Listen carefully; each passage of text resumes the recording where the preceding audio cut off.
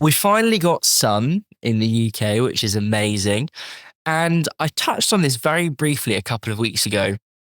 It was the most awkwardest, cringe-worthy sales call I've ever had in my life. And I told Cameron, one of our business developers, about it. And I sent a screenshot of me on that call. And he said, Tom, it looks like you're in like, I'm a celebrity, get me out of here kind of vibe. And it was awful.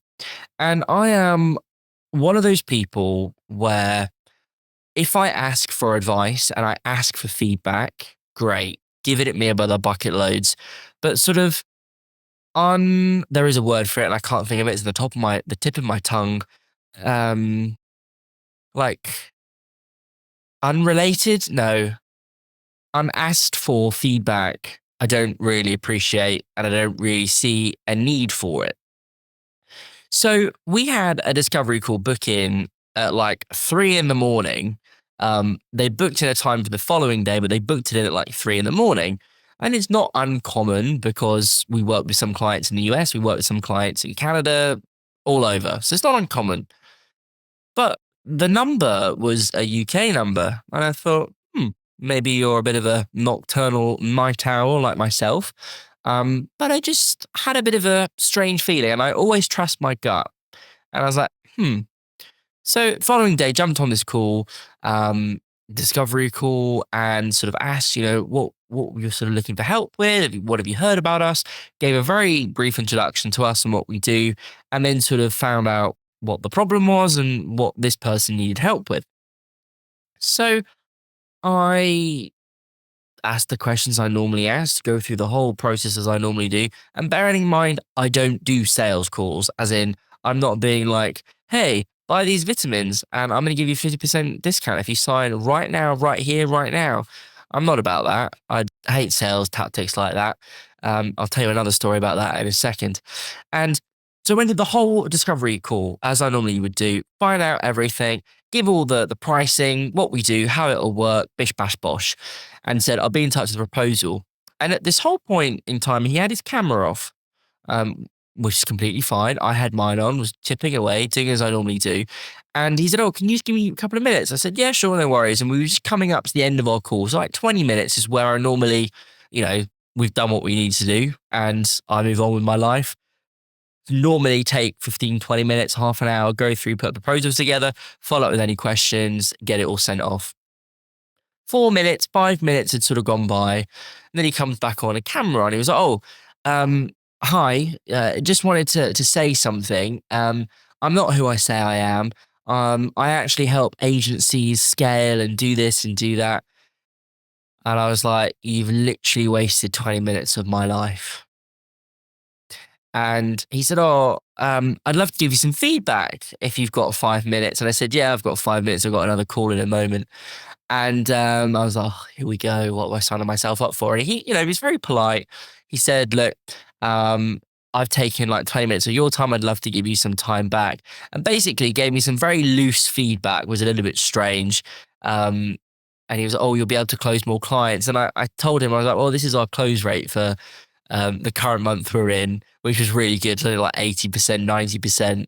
And he was like, yeah, but that could be better. I was like, okay, sure. So I'd love to go on like a half an hour call with you at some point this week to like go over a bit more feedback. And I was like, yeah, sure, send me an email.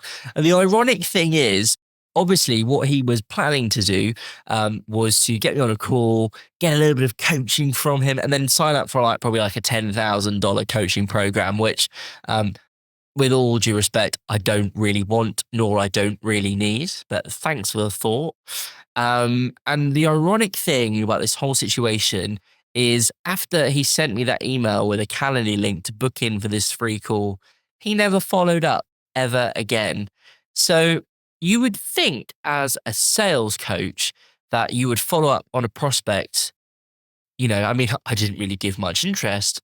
I will grant that, but at least a follow up or two. So kind of shot yourself in the foot there, mate. Another really cringeworthy experience. Jake and I bought a house last year. We've been renovating it. We had a new roof done and we've been looking at solar panels. We have an electric car and we've been thinking about getting solar panels. Reached out to an ad I saw on TikTok about solar panels. I thought, oh, this looks really good.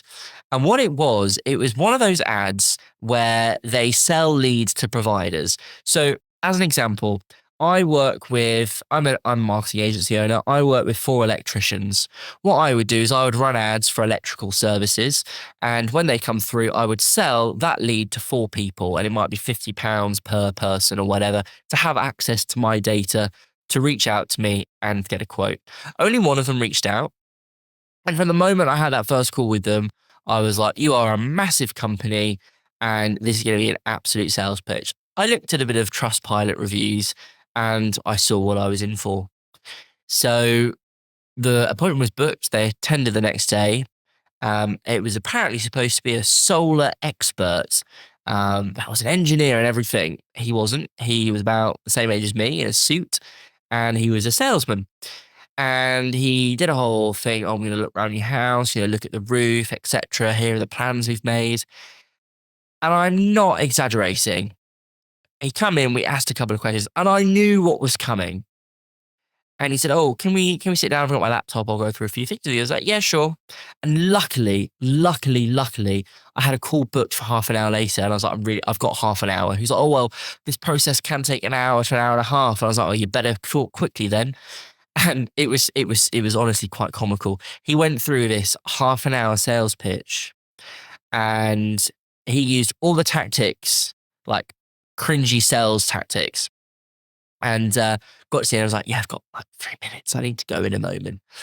And he said, oh, well, what would you spend on this? I said, well, we've already got a quote for X amount. He said, oh, well, we are going to be more expensive than that. I said, oh, that's completely fine. No worries at all. And he then proceeded to say, well, if you sign right here, right now, I could probably do you a really good deal. And I said, well, I've got a call in like 2 minutes now. I've already told you. He said, so would you want to finance it or would you want to pay it outright? I said, I just told you I've got a call in 3 minutes. Send a quote over and we'll reach out if it's something of interest. And he said, so you asking me to leave your property? I said, yes, I am. And then he left and then got into his car and picked up his phone. And I presume he gave his manager a call.